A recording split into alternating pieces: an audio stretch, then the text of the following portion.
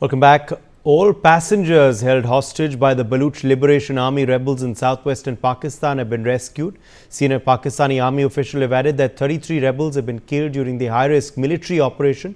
The siege, which began on the 11th of March afternoon, claimed the lives of 28 soldiers, 27 of them off-duty personnel travelling on the train, and one soldier was killed during the rescue.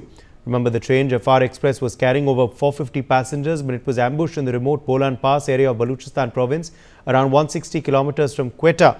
The rebels had used explosives to derail the train near a tunnel between Gudalur and Pirukundri.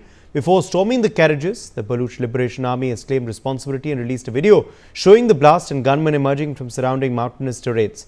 According to military spokesperson Lieutenant General Ahmed Sharif, the terrorists initially used passengers, including women and children, as human shields, which delayed the operation. This, of course, is the big story we are tracking for you. Let me quickly bring in now on the broadcast Major General Sudhakarji, Strategic Affairs expert. Major General Sudhakarji, how do you react to this operation, of course, in Pakistan, and the way this train was targeted in the manner obviously exposing big loopholes in the security establishment of Pakistan? Uday, thank you for getting me to your show, back to back rather. Excellent. I am the one who undermined the capability of Pakistan Armed Forces in a previous session. I am the one who's also going to compliment if it has happened the way they claim it to. Well, it's a remarkable feat of military acumen, I must say. But having studied the area, I have not been there on ground. This is not for the first time that this railway line has been attacked. There are many attacks which have taken place prior to this in 2024, 23, 22, and a number of stations also have been attacked in the past. But what stands out this time is that in the history of warfare, I don't think in my career of 38 years in the armed forces, I have ever heard or read a train carrying a passenger of 470 or more have been hijacked, which constitutes a large segment of personnel from Pakistan Army. So this is not only for the subcontinent, it is one of the biggest hijacking incident which has taken place, that too in a train. And secondly, I think this is the largest in 21st century or 20th century. I have never heard of a hijacking incident of this nature. But what comes to the core issue is, if they have been able to rescue the civilians, well, kudos to the Pakistan Special Forces. And because we should be alive to one reality, Uday, that Pakistan ISPR or DGISPR, they are they're experts in information warfare. So this is called the gray zone, irregular warfare, hybrid warfare. So right information will never come to you at any point in time. On one hand, you have Baloch Liberation Army or the National Army, under which you have the conglomerates of the front is there. Then you have Republican Guards are there, something on the lines of Iranian Guards. Then you have there is another national, the Majid Brigade is there. There is another outfit, the name of which I am forgetting. They have brought all of them together because mindful of the fact that Balochis is not one entity. There are 17 tribes, and 17 tribes have got more than 400 subgroups. It's a tribal kind of grouping. So coming together under a unified banner and objective is something of a big achievement in 21st century. And therefore, they have been able to assert their might against the ruling dispensation of Pakistan Army. Well, they might have rescued the civilians.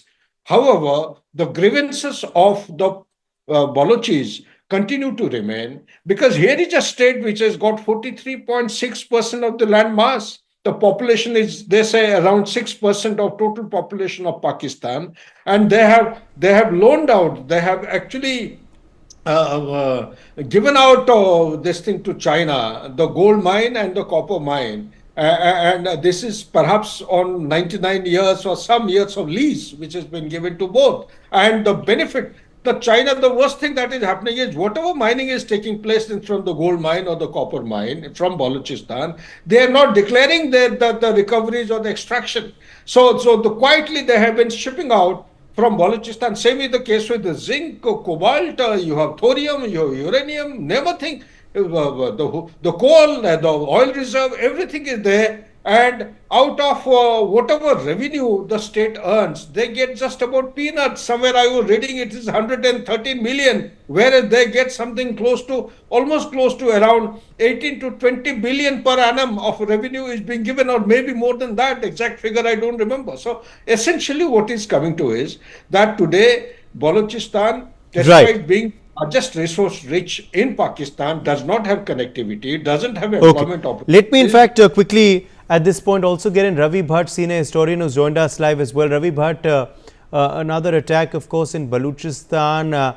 Once again, Pakistan security establishment being exposed, their loopholes being of course exposed. And the BLA has conveyed a terse message to the leadership. Well, I'll simply say it is not the failure of Pakistan on one front, but it is on multiple fronts they have failed. Number one, the first thing is the political, the bosses, they have failed to understand the sentiments of the Baluchis. No, Balochistan is one of the four provinces. One is Punjab, Sindh, Khyber, and Balochistan. These are the four provinces of Pakistan. And you see the political bosses of Pakistan, they have awfully failed to realize the sentiments of the Baluchis, which as the earlier speaker was telling, that the maximum number of the minerals and oil, the resources are there, but they have been ignored. And if someone is ignored, the history tells you that any time you ignore and insult a particular section of society, they are the first one to revolt against the ruling class. And the same has happened here. So first is the political bosses, second is the failure of intelligence. Intelligence network, they have never seen such a big hijacking. It's not a simply hijacking a bus or plane. Hijacking of such a train, it cannot be done by only few people. That means, as we understand basic facts of the operation is that a number of people were involved in it. And the more number of people involved in any conspiracy, the more chances are there that the plan can be leaked out. But in this case, the maximum of the people involved in this, but plan didn't leaked out, or probably the intelligence agency of Pakistan failed to detect that. That's a complete failure of them. And the third is the military aspect. The military, the way they have rescued it, I don't know, people can talk very high of them, but rescuing at what cost? At what cost did they have done it? So I will not say that the Pakistani army, I'm sorry, maybe people don't agree with me, but I don't think the Pakistani army has rescued the people at the minimum cost. They have paid a cost. The only thing you can admire about them is that they have not compromised with the hijackers, and maybe the casualty were on the both sides, but it is a lesson for the future. The hijacker will be demobilized. They'll understand the Pakistan authorities, they don't compromise on that. That is all. That is it. Okay. Let me in fact quickly